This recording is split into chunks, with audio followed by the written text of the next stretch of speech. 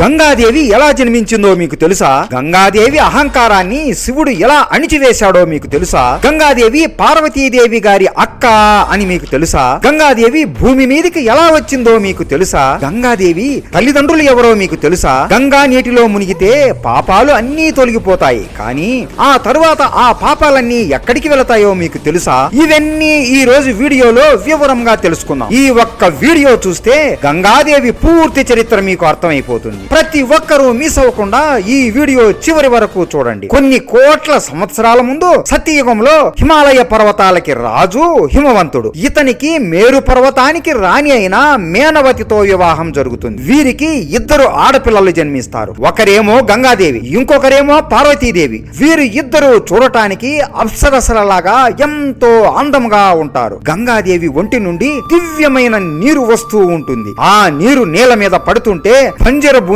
కూడా పంట పొలాలుగా మారిపోతూ ఉంటాయి. చిన్నప్పటి నుండి గంగాదేవి చాలా మంచిది. పార్వతీదేవిని ఒక అమ్మలాగా ఎంతో ప్రేమగా చూసుకుంటూ ఉండేది. అలా కొన్ని సంవత్సరాల తర్వాత ఇద్దరికి పెళ్లి వయసు వస్తుంది. ఇదే సమయంలో ఇంద్రలోకంలో ఉన్న దేవుళ్ళకి విపరీతమైన వేడి ఉంటుంది. దేవుళ్ళందరూ స్నానం చేద్దామని ఏ నీటిలోకి దిగినా కూడా ఆ నీరు ఆవిరైపోతూ ఉంటుంది. దేవుళ్ళందరికీ ఏం చేయాలో తెలియక ఇంద్రుడికి వాళ్ళ కష్టాలు అన్ని చెప్పుకోగా ఇంద్రుడికి ఇలా భూమి మీద గంగాదేవి అనే ఒక స్త్రీ నుండి దివ్యమైన నీరు వస్తుంది అని తెలుస్తుంది. ఆ రోజు రాత్రే వెంటనే ఇంద్రుడు హిమవంతుడి దగ్గరికి వెళ్లి, రాజా, మేము ఇంద్రలోకంలో చాలా కష్టాలు పడుతున్నాము. మీరు మీ కూతురు అయిన గంగాదేవిని మాతో పాటు ఇంద్రలోకానికి పంపివ్వండి. ఆమె నుండి వచ్చే నీరు మా స్వర్గంలో పడితే స్వర్గం మొత్తం సుఖ శాంతులతో వెదజల్లుతుంది అని కోరతాడు. హిమవంతుడికి తన కూతురుని పంపించడం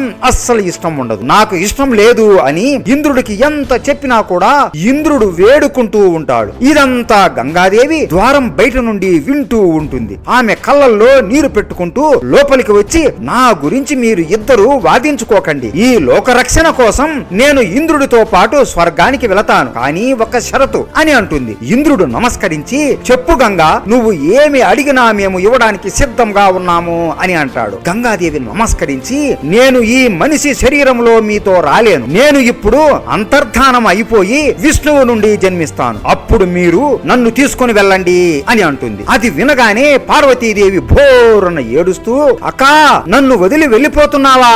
నువ్వు లేకుండా నేను ఎలా బ్రతకగలను అక్కా అని భోరున ఏడుస్తుంది. గంగాదేవి పార్వతీదేవి కన్నీరు తుడుస్తూ, ఏడవకు చెల్లి, నేను ఇప్పుడు వెళ్ళిపోయినా కూడా నేను మళ్ళీ జన్మించాక ఎప్పుడు నీ ప్రక్కనే ఉంటాను అని మాట ఇస్తుంది. అలా గంగాదేవి అంతర్ధానం అయిపోతుంది. దీని తరువాత పార్వతీదేవి ఎన్నో కష్టాలు పడి శివుడికి తపస్సు చేసి శివుడి ప్రేమను పొంది శివుడిని వివాహం చేసుకుంటుంది. అలా సత్యయుగం ముగుస్తుంది. తరువాత త్రేతాయుగం మొదలవుతుంది. ఈ యుగంలో మహాబలి అనే రాక్షసుడు ఉంటాడు. ఇతను ప్రహ్లాదుడి వంశంలో జన్మించి ఉంటాడు. ఇతను చాలా మంచివాడు మరియు గొప్ప విష్ణువు భక్తుడు కూడా. ఇతను మొత్తం 3 లోకాలను కొల్లగొట్టి 3 లోకాలకి రాజు అవుతాడు. ఎంత మంచివాడు అయినా కూడా ఇతను ఒక అసురుడు కదా. ఒక అసురుడు 3 లోకాలని పాలిస్తున్నాడు అని దేవతలకి భయం మొదలవుతుంది. మొత్తం దేవతలందరూ విష్ణువు దగ్గరికి వెళ్లి, ఇలా మీ భక్తుడు 3 లోకాలని పాలిస్తున్నాడు, ఇది లోకనీతి కాదు. మీరు ఇతన్ని ఓడించి 3 లోకాలని అతని పాలన నుండి విడిపించండి స్వామి అని ఎంతగానో వేడుకుంటారు. విష్ణువు కూడా సరే అని వామన అవతారం ఎత్తుతాడు. మహాబలి దగ్గరికి వెళ్లి, మీరు ఈ 3 లోకాలకి రాజు కదా, నాకు కేవలం 3 అడుగుల నేలను నాకు దానం ఇవ్వగలరా అని అడగగా, ఓ అంతేనా, తీసుకోపో అని నవ్వుతూ అంటాడు. అప్పుడు వామనుడు ఒక్కసారిగా అతని శరీరాన్ని పెద్దగా మార్చుకునేస్తాడు. ఆ రూపం పేరు త్రివిక్రముడు. ఆ రూపాన్ని చూచి వచ్చింది సాక్షాత్తు విష్ణువు అని మహాబలి మోకాళ్ళ మీద పడిపోయి ఆనందపడిపోతాడు. వామనుడు మహాబలి రాజ్యం కన్నా ఎంతో పెద్దగా మారిపోతాడు. ఆకాశమంత పెద్దగా మారిపోతాడు. ఇంకొంతసేపటికి భూలోకం కన్నా 100 రెట్లు పెద్దగా మారిపోతాడు. అప్పుడు వామనుడు ఒక అడుగు భూమి మీద పెడతాడు, 2వ అడుగు స్వర్గలోకం మీద పెడతాడు, 3వ అడుగు ఎక్కడ పెట్టాలి అని మహాబలితో అనగా, స్వామి, నా తల మీద పెట్టండి అని తల వంచుతాడు. వామనుడు ఆ అడుగు మహాబలి తల మీద సరి వేగముగా అడుగు పెడతాడు. అలా వామనుడు అడుగు పెట్టగానే మహాబలి అతఃపాతాళలోకానికి వెళ్లిపోతాడు. అలా మహాబలి అహంకారాన్ని మన వామనుడు తొలగిస్తాడు. ఈ వామనుడి కథ మనం ఓనం పండగ రోజు మరింత వివరంగా తెలుసుకుందాము. ఎప్పుడైతే వామనుడు 2వ అడుగు స్వర్గలోకములో పడినప్పుడు ఆయన కుడికాలు బొటన వేలు నుండి గంగాదేవి జన్మిస్తుంది. అలా గంగా నీరు వామనుడి పాదం నుండి రాగానే బ్రహ్మదేవుడు ఆ నీటిని ఆయన కమండలంలో బంధిస్తాడు. బ్రహ్మదేవుడు ఆయన పూర్తి శక్తి ఉపయోగించి ఆమెకు ఒక అందమైన రూపాన్ని ఇస్తాడు. గంగాదేవి చూడటానికి ఎంతో అందముగా ఉంటుంది. ఆమె నీలం వస్త్రం ధరించి ఉంటుంది. ఆమె చర్మం ఎంతో తెల్లగా ఉంటుంది. ఆమె కళ్ళు నీలం రంగులో ఎంతో అందముగా ఉంటాయి. ఆమె ఒంటి నుండి దివ్యమైన ప్రకాశవంతమైన నీరు వస్తూ ఉంటుంది. ఆమె జన్మించగానే మొత్తం స్వర్గలోకంలో ఎన్నో నదులలాగా పారుతుంది. దేవతలందరూ గంగా నీటిలో స్నానం చేసి పుణ్యవంతులు అయిపోతారు. అలా దేవుళ్ళందరూ గంగాదేవిని ఒక అమ్మలాగా ఎంతో మర్యాద ఇస్తూ చూసుకుంటూ ఉంటారు. ఇలా ఆమెను ఎంతో గారాబం చేయడంతో గంగాదేవికి కొంచెం గర్వం కూడా పెరుగుతుంది. ఇదే సమయంలో రాముడి వంశంలో జన్మించిన సగరుడు అయోధ్యాని పాలించడం మొదలు పెడతాడు. రాముడిలాగే ఇతను ఎంతో మంచివాడు, అలాగే చాలా శక్తివంతుడు కూడా. ఇతనికి ఇద్దరితో వివాహం జరుగుతుంది. కానీ ఈ ఇద్దరి భార్యలకు ఎన్ని సంవత్సరములు అయినా కూడా సంతానం మాత్రం అస్సలు కలగదు. వీరు ముగ్గురు భృగు మహర్షికి తపస్సు చేయగా ఆయన వీరి తపస్సుకు మెచ్చి ఏం కావాలో కోరుకోండి అని అనగా వీరు ఎంతో సంతోషంతో ఆనందంతో మాకు చాలా మంది పిల్లలు కావాలి స్వామి అని కంగారుగా అంటారు. సరే, మీ ఇద్దరిలో ఒకరికి ఒక సంతానం మాత్రమే కలుగుతుంది, ఇంకొకరికి 60,000 మంది బిడ్డలు జన్మిస్తారు అని వరం ఇస్తాడు. అలా ఒక భార్యకి ఒక పుత్రుడు మాత్రమే జన్మిస్తాడు. అతని పేరు అసమంజసుడు. ఇంకొక భార్యకి 60,000 మంది బిడ్డలు జన్మిస్తారు. ఈ అసమంజసుడు ఎంతో అహంకారుడు. ఇతను రాజ్యంలో ఉన్న వారిని హింసిస్తూ ఉండడంతో వివాహం అయ్యాకైనా వీడు మారతాడేమోనని వివాహం చేశారు. కానీ ఇతను మాత్రం అస్సలు మారడు. అప్పుడు అసమంజసుడి తండ్రి సగరుడు కోపంతో అతని కొడుకునే రాజ్య బహిష్కరణ చేస్తాడు. ఆ తరువాత అసమంజసుడి భార్యకు ఒక కుమారుడు జన్మిస్తాడు. అతని పేరు అంశుమాన్. అలాగే ఆ 60,000 మంది యువరాజులు అందరూ కూడా ఎంతో శక్తివంతులులాగా మారిపోతారు. సగరుడు అశ్వమేధ యాగం చేయాలని నిర్ణయించుంటాడు. గొప్ప యాగం చేసి అశ్వాన్ని వదులుతాడు. అశ్వం సరి వేగముగా వెళుతూ ఉంటుంది. ఆ అశ్వం సగరుడిది అని తెలియగానే ఏ మహారాజు కూడా దానిని ఆపకుండా వదులుతూ ఉంటారు. అలా ఆ అశ్వం భూమి మొత్తం తిరుగుతూ ఉంటుంది. ఈ విషయం ఇంద్రుడికి తెలుస్తుంది. ఇలా అయితే ఈ అశ్వం భూమి మొత్తం తిరుగుతుంది. ఆ సగరుడు భూలోకానికి అధిపతి అయిపోతాడు. ఆ తరువాత స్వర్గం కూడా కావాలి అని అంటాడు అనుకొని ఆ అశ్వాన్ని ఎలాగైనా ఆపాలి అని దొంగచాటుగా ఆ అశ్వాన్ని దొంగలించి ఘోర తపస్సులో ఉన్న కపిల మహర్షి ఆశ్రమం బయట కట్టేస్తాడు. ఈ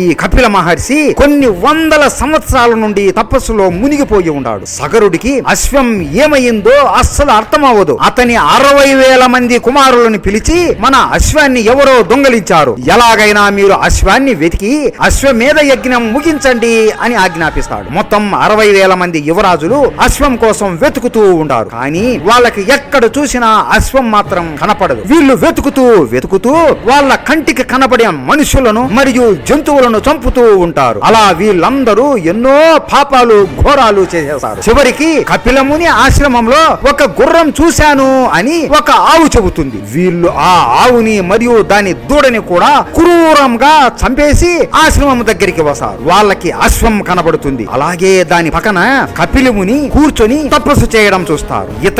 ఇతనే మన అశ్వాన్ని దొంగలించాడు, ఇతన్ని ప్రాణాలతో అస్సలు వదలకూడదు అని గట్టిగా అరుస్తారు. అని కపిలముని తపస్సు నుండి బయటికి రాడు. అప్పుడు వాళ్ళు ఆయనని కొరడాలతో ఇష్టం వచ్చినట్లు కొడతారు. అయినా కూడా ఆయన కళ్ళు తెరవడు. ఇక వాళ్ళకి కోపం ఎక్కువైపోయి కళ్ళు తెరవరా, కళ్ళు తెరువు అని భగభగా మండుతున్న నీటిని ఆయన తల మీద పోసారు. అప్పుడు కపిలముని శరీరం అంతా కాలిపోతుంది. ఆయన శరీరం అంతా వణుకుతూ ఉంటుంది. సరి వేగముగా గాలి వీస్తుంది. అప్పుడు ఒక్కసారిగా కపిలముని ఆయన 2 కళ్ళు తెరుస్తాడు. ఆయన కళ్ళు తెరిచి ఇప్పటికే కొన్ని వందల సంవత్సరాలు అయి ఉంటుంది. ఆయన కళ్ళలో అంతులేని శక్తి ఉద్భవిస్తూ ఉంటుంది. ఆయన కళ్ళ నుండి అగ్ని జ్వాలలు వెదజల్లుతూ ఉంటాయి. ఆయన ఒక్కసారిగా ఆయన కళ్ళతో కను చూపు మేరకు కనబడుతున్న 60,000 మందిని చూస్తాడు. అంతే, ఒక్కసారిగా వాళ్ళ ఒంటి నుండి అగ్ని జ్వాలలు వస్తాయి. వాళ్ళ చర్మం మరియు వాళ్ళ శరీరం మొత్తం కాలిపోతుంది. వాళ్ళు అక్కడి నుండి పారిపోదాం అని పరిగెత్తుతుంటే ఇంకా ఎక్కువ కాలిపోతూ ఉంటారు. అలా చివరికి మొత్తం 60,000 మంది యువరాజులు కాలిపోయి బూడిద అయిపోతారు. నా తపస్సుని భంగం కలిగించిన మీకు ముక్తి కలగదు.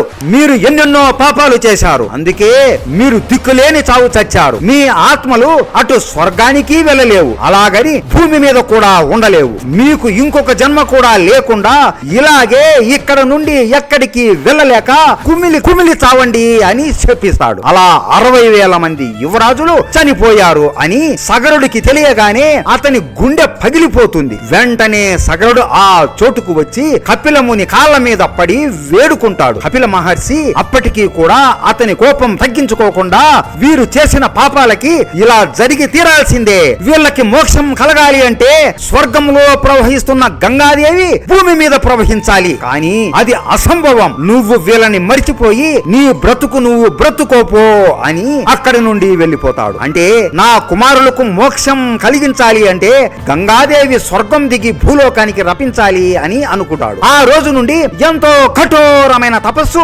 గంగాదేవి కోసం చేస్తాడు. అతను ముసలివాడు అయ్యే వరకు తపస్సు చేస్తూనే ఉంటాడు. కానీ గంగాదేవి అతని తపస్సుకు అస్సలు మెచ్చదు. ఇతని తరువాత సగరుడు కుమారుడైన అంశుమాన్ తపస్సు చేయడం మొదలు పెడతాడు. కానీ గంగాదేవి అస్సలు మెచ్చదు. ఆ తరువాత అంశుమాన్ కుమారుడైన దిలీపుడు తపస్సు చేస్తాడు. కానీ గంగాదేవి అస్సలు మెచ్చదు. ఇప్పటి వరకు తపస్సు చేసిన వీరందరికీ ఎక్కడో ఒక చోట గర్వం ఉంటుంది, అందుకే గంగాదేవి భూమి మీదికి రాదు. కానీ దిలీపుడికి జన్మించిన కుమారుడు భగీరథుడికి మాత్రం గర్వం అనేది అస్సలు ఉండదు. మా పూర్వీకులు మూర్ఖులు, వాళ్ళు చాలా తప్పులు చేశారు, కానీ వాళ్ళకి ముక్తి కలగకుండా ఇలా ఉండడం అన్యాయం అని అనుకొని అతను రాజు పదవిని వదిలేశాడు. సుఖాలు కూడా వదులుకున్నాడు, కుటుంబాన్ని కూడా వదులుకుని హిమాలయ పర్వతాలకి బయలుదేరతాడు. ఆయన ఒంటికాల మీద నిలబడుకుని నమస్కరించి గంగాదేవి కోసం తపస్సు చేస్తాడు. అలా అప్పటి నుండి చాలా సంవత్సరాలు తపస్సు చేస్తూనే ఉంటాడు. వర్షం పడినా, మంచు పడినా, ఎండ పడుతున్నా, ఆకలి వేస్తున్నా తపస్సుని అస్సలు ఆపడు. ఇంత కఠోరమైన తపస్సు చేస్తున్నా కూడా గంగాదేవి మాత్రం అస్సలు మెచ్చదు. ఆమెకి గర్వం పెరిగిపోయింది కదా, ఆ గర్వంతో ఇతన్ని అస్సలు పట్టించుకోదు. నా శక్తిని ఆ భూమి అస్సలు భరించలేదు అని గర్వంతో నవ్వుతూ ఉంటుంది. కానీ బ్రహ్మదేవుడు ఆ తపస్సుకు మెచ్చి భగీరథుడి ముందు ప్రత్యక్షం అవుతాడు. భగీరథ, నీ కఠోరమైన తపస్సుకి నేను మెచ్చాను. నేను గంగాదేవితో మాట్లాడి భూమి మీదికి పంపిస్తాను. కానీ ఇక్కడ ఒక సమస్య ఉంది. గంగా నీటి ప్రవాహం చాలా వేగముగా ఉంటుంది. ఆమె నేరుగా భూమి మీద పడితే భూమి మొత్తం నాశనం అయిపోయి ఆ నీరు పాతాళ లోకానికి వెళ్ళిపోతుంది. గంగాదేవి శక్తిని భూమి మీద ప్రవహించేలాగా చెయ్యాలి అంటే అది కేవలం ఒక్క శివుడి వలనే అవుతుంది. నువ్వు శివుడికి తపస్సు చేసి మొదటిగా ఆయనని ఒప్పించు, ఆ తరువాత నేను గంగాదేవిని భూమి మీదకి పంపిస్తాను అని చెప్తాడు. భగీరథుడు సరే అని కైలాసానికి వెళ్లి శివుడికి కఠోరమైన తపస్సు చేస్తాడు. భగీరథుడిని ఎప్పటి నుండో శివుడు కూడా గమనిస్తూ ఉంటాడు. అతని సంకల్పానికి, అతని భక్తికి మెచ్చి శివుడు ప్రత్యక్షమయ్యి ఏం కావాలో కోరుకో భగీరథ అని అడగగా జరిగింది మొత్తం చెప్పి గంగాదేవి స్వర్గము నుండి భూమి మీద పడినప్పుడు మీరు ఎలాగైనా చేసి భూమిని నాశనం అవకుండా కాపాడండి స్వామి అని కోరతాడు. శివుడు నవ్వుతూ సరే భగీరథ, నేను నా జటాజూటం నుండి గంగాదేవిని భూమి మీద ప్రవహించేలాగా చేశాను అని మాట ఇస్తాడు. బ్రహ్మదేవుడు ఈ విషయం తెలుసుకుని గంగాదేవి దగ్గరికి వెళ్లి మొత్తం జరిగింది చెప్పి నువ్వు భూమి మీద పడగానే భూమి ధ్వంసం అవ్వకుండా శివుడు ఆయన జటాజూటం నుండి భూమి మీద నిన్ను వదులుతాడు అని చెబుతాడు. ఇది వినగానే గంగాదేవి నవ్వు ఆపుకోలేదు. ఏంటి, నన్ను శివుడు అతని జటాజూటము నుండి భూమి మీద వదులుతాడా? నా వేగం, నా శక్తి ఏంటో శివుడికి తెలిసినట్టు లేదు. నా వేగంతో శివుడిని కూడా పాతాళ లోకానికి తొక్కుకుంటూ పోతాను, చూద్దాం ఆ శివుడు ఏం చేస్తాడో అని గట్టిగా నవ్వుతుంది. గంగాదేవి ఆమె పూర్తి శక్తి ఉపయోగిస్తుంది. స్వర్గలోకం నుండి ప్రయాణం మొదలు పెడుతుంది. ఆమె సరి వేగంగా ప్రవహిస్తూ ఉంటుంది. అలా బ్రహ్మాండం మొత్తం సరి వేగంగా ప్రవహిస్తూ భూలోకం వైపు సరి వేగంగా వస్తూ ఉంటుంది. దానికి భూలోకానికి చేరుకుంటుంది. ఆమె సరి వేగంగా కైలాసం ప్రాంతానికి చేరుకుంటుంది. పై నుండి శివుడిని చూస్తూ నవ్వుతూ నా వేగంతో, నా శక్తితో ఈ శివుడిని కూడా తొక్కుకుంటూ పాతాళ లోకానికి తీసుకొని పోతాను అని నవ్వుతూ వస్తూ ఉంటుంది. ఆమె సరి వేగముగా వచ్చి శివుడి తల మీద జటాజూటం మీద పడుతుంది. అలా పడగానే ఒక విధ్వంసం జరిగినట్లు భయంకరమైన శబ్దం వస్తుంది. సరి వేగంగా ఆకాశం నుండి నీరు శివుడి జుట్టు మీద పడుతూనే ఉంటుంది. కానీ శివుడు ఒక్క అడుగు కూడా ముందుకు వేయకుండా నవ్వుతూ నిలబడు నిలబడుకొని ఉంటాడు. నీరు మొత్తం శివుడి జటాజూటంలోకి వెళ్లిపోతూ ఉంటుంది. ఒక్క చుక్క కూడా కింద పడకుండా నీరు మొత్తం శివుడి జుట్టులోకి వెళ్లిపోతుంది. ఆ దృశ్యాన్ని చూసి భగీరథుడు మరియు దేవుళ్ళందరూ ఆశ్చర్యపోతారు. గంగాదేవి ఎక్కడా, గంగా నీరు ఎక్కడా అని కంగారు పడిపోతారు. ఎప్పుడైతే శివుడి జటాజూటం మీద గంగాదేవి పడుతుందో ఆమె శివుడి జుట్టులో ఇరుక్కుపోతుంది. శివుడి జుట్టు ఎంతో పెద్దగా ఉంటుంది. అంటే ఆమె ఎటు వెళ్ళినా బయటికి దారి మాత్రం అస్సలు కనబడదు. అలా గంగాదేవి పరుగులు పెడుతూ కంగారు పడిపోతూ ఉంటుంది. ఆమె ఒక దారి నుండి బయటికి వెళ్ళాలి అని వెళితే 3 దారుల్లో ఇరుక్కుపోతూ ఉంటుంది. ఆ శివుడి జటాజూటంలో గంగాదేవికి మొత్తం బ్రహ్మాండ రహస్యం కనబడుతుంది. అప్పుడు ఆమెకు ఏం చేయాలో తెలియక, తప్పు జరిగిపోయింది స్వామి, తప్పు జరిగిపోయింది, నన్ను క్షమించండి అని ఏడుస్తూ అంటుంది. అలా కొన్ని రోజులు గడుస్తాయి. కానీ శివుడు మాత్రం గంగని బయటికి వదలడు. ఏదో తప్పు జరిగింది అని భగీరథుడు శివుడి కాళ్ళు పట్టుకుని, దయచేసి గంగా అమ్మని క్షమించండి, మా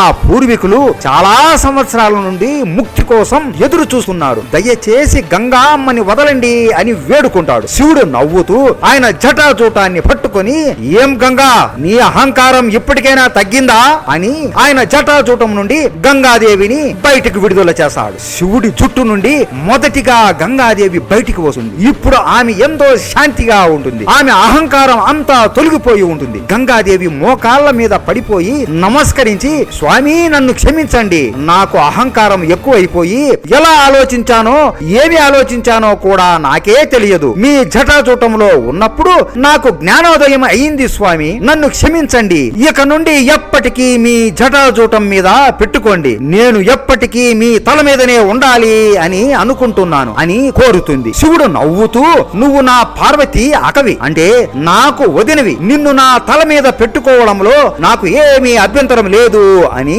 గంగాదేవి స్వరూపాన్ని శివుడి తల మీద పెట్టుకుంటాడు. అప్పటి నుండి శివుడిని గంగాధర అని పిలవడం మొదలు పెట్టారు. ఆ తరువాత శివుడు జుట్టు నుండి 6 భాగాలుగా విభజించి 3 భాగాలు స్వర్గం మీదికి వదులుతాడు, 2 భాగాలు పాతాళ లోకం వైపు వదులుతాడు, 1 భాగం భగీరథుడు వైపు వదులుతాడు. భగీరథుడు సంతోషంతో, గంగామ్మ దయచేసి నా వెనకాలే మీరు రండి అని ఆమెను తీసుకొని వెళతాడు. గంగాదేవి నుండి వచ్చే నీరు పారుతూ భూమి మీద పడి బంజర భూమి అంతా సాగు భూమిలాగా మారిపోతాయి. అలా గంగాదేవి కొండల నుండి వెళుతూ ఉంటుంది, అడవుల మధ్యలో నుండి వెళుతూ ఉంటుంది. అలా అడవులలో వెళుతూ జాహ్ను మహర్షి వైపు వస్తూ ఉంటుంది. జాహ్ను మహర్షి ఆయన ఆశ్రమంలో ఎన్నో సంవత్సరాల నుండి తపస్సు చేస్తూ ఉంటాడు. గంగాదేవి సరి వేగముగా వస్తూ యాగం చేస్తున్న అగ్ని మండపాన్ని కూడా కూల్చేస్తుంది. యాగం చేస్తున్న మహర్షిని కూడా ముంచేస్తుంది. మహర్షి కోపంతో కళ్ళు తెరిచి గట్టిగా అరుస్తూ ఆయన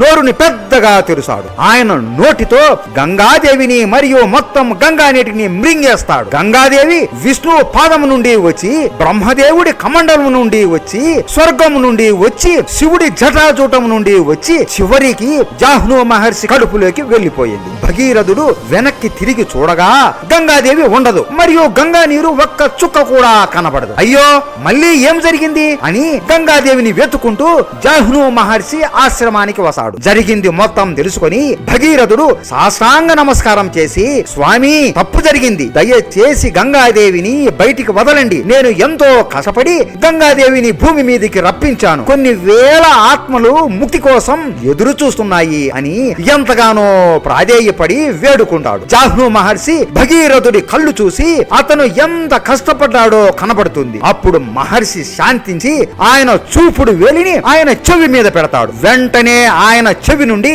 గంగాదేవి మరియు గంగా నీరు సరి వేగముగా బయటికి వస్తుంది. జాహ్ను మహర్షి నమస్కరించి, తల్లి ఇక నుండి నువ్వు నాకు ఒక పుత్రికతో సమానం, జాహ్ను అనే నా చెవి నుండి నువ్వు జన్మించావు కాబట్టి నిన్ను ఇక నుండి జాహ్నవి అని పిలుస్తారు అని ఆమెని దీవిస్తాడు. భగీరథుడు, అమ్మా త్వరగా పదండి అని కపిలముని ఆశ్రమానికి గంగాదేవిని తీసుకొని వెళతాడు. ఆ ప్రదేశం అంతా అస్థికలతో నిండిపోయి ఉంటుంది. అక్కడే 60,000 మంది ఆత్మల ముక్తి కోసం ఎదురు చూస్తూ ఉంటారు. గంగాదేవి ఎప్పుడైతే ఆ చోటున కాలు పెడుతుందో ఆమె పాదం నుండి నీరు సరి వేగముగా ఆ చోటు మొత్తం నిండిపోతుంది. నీరు మొత్తం ఒక్కసారిగా అస్థికలన్నీ తగలగానే ఆ చోటు అంతా ఒక దివ్యమైన వెలుగుతో నిండిపోతుంది. ఆ దివ్యమైన వెలుగు నుండి ఒక్కసారిగా 60,000 ఆత్మలు పైకి లెగుసాయి. ఆ ఆత్మలు అన్ని ఎంతో ఆనందంగా ఉంటాయి. మొత్తం ఆత్మ ఆత్మలన్నీ భగీరథుడి వైపు చూసి కళ్ళలో నీరు పెట్టుకుని ఏడుస్తూ ధన్యవాదములు చెబుతాయి. అలా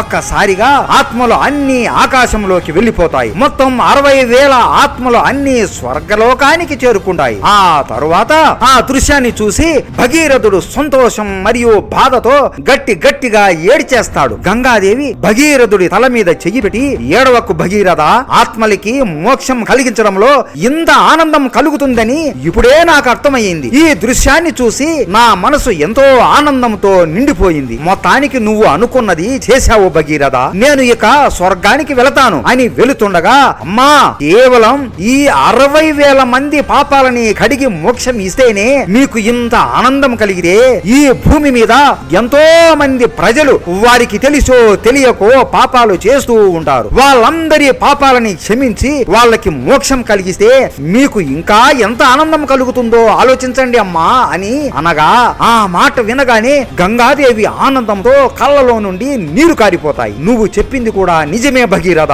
నేను ఎందుకు ఇన్ని రోజులు ఇలా ఆలోచించలేదు అని నవ్వుతూ, ఓ భగీరథ, ఈ రోజు నుండి నేను ఈ భూమి మొత్తం ప్రవహిస్తాను. నా నీటిలో ఎవరైనా స్వచ్ఛమైన మనసుతో స్నానం చేస్తారో వాళ్ళ పాపాలన్నిటినీ నేనే స్వయంగా తీసుకొని వారికి మోక్షాన్ని ప్రసాదిస్తాను అని మాట ఇస్తుంది. అలా గంగాదేవి భూమి మొత్తం ప్రవహిస్తుంది. అప్పటి నుండి ఇప్పటి వరకు ఎవరైనా సరే గంగా నీటిలో స్నానం చేస్తే వారి పాపాలన్నీ తొలగిపోయి వాళ్ళకి మోక్షం మరియు ముక్తి లభిస్తూ ఉంటుంది. పార్వతీదేవి శివుడి తల మీద ఉన్న గంగాదేవిని చూడగానే అకా అని ఎంతో సంతోషిస్తుంది. మొత్తానికి నువ్వు నాకు ఇచ్చిన మాట నిలబెట్టుకున్నావు అక్క అని ఎంతో ఆనందపడుతుంది. పార్వతీదేవి జరిగిందంతా తెలుసుకుంటుంది. అప్పుడు పార్వతీదేవికి ఒక సందేహం కలుగుతుంది. అక్క, ఇప్పుడు నువ్వు మనుష్యుల పాపాలని తీసుకుంటున్నావు కదా, మరి ఆ పాపాలన్నిటినీ నువ్వు ఏం చేస్తావు అని అడుగుతుంది. గంగాదేవి నవ్వుతూ, ఆ పాపాలన్నిటినీ నేను సముద్రములో వదిలేస్తాను అని అంటుంది. అయితే సముద్రుడు ఆ పాపాలని ఏం చేస్తాడక్క అని అనగా, సముద్రుడు ఆ పాపాలని వర్షానికి దేవుడైన వరుణ దేవుడికి ఇస్తాడు అని అంటుంది. మరి వరుణ దేవుడు ఆ పాపాలని ఏం చేస్తాడు అని అనగా, ఏమో నాకు కూడా తెలియదు చెల్లి అని గంగాదేవి నవ్వుతూ అంటుంది. అప్పుడు శివుడు నవ్వుతూ, ఇంద్రుడు ఆ పాపాలని వర్షంలాగా చేసి మళ్ళీ భూమి మీద వదులుతాడు దేవి. ఆ వర్షం వలనే మనుషులు పంటలు పండించుకుంటారు. మనుషులు ఆహారం తినేటప్పుడు ఏ మనసుతో ఏ బుద్ధితో ఏ పనులు చేస్తూ తింటారో వాళ్ళకి ఆ కర్మ కలుగుతుంది. మంచివారు అయితే వారికి అంతా మంచే జరుగుతుంది. అదే చెడు వాళ్ళు అయితే వాళ్ళ కర్మలను బట్టి కర్మలు అనుభవిస్తారు. అందుకే అంటారు, ఎలాంటి అన్నం తింటామో అలాంటి మనసే తయారవుతుంది. మనసు ఎలా ఉంటే కర్మ కూడా అలానే మారుతుంది. ఇది పూర్తి గంగాదేవి చరిత్ర. ఇప్పుడు మీకు గంగాదేవి కథ మొత్తం అర్థమైంది అని అనుకుంటున్నాం. ప్రతి ఒక్కరూ గంగాదేవి కథ తెలుసుకోవాలి. ప్రతి ఒక్కరికి ఈ వీడియో షేర్ చేయండి. గంగాదేవి మరియు శివుడు అంటే మీకు ఇష్టం ఉంటే జై గంగాదేవి హర హర మహాదేవ అని కామెంట్ చేయండి. జై గంగాదేవి హర హర మహాదేవ శంభో శంకర.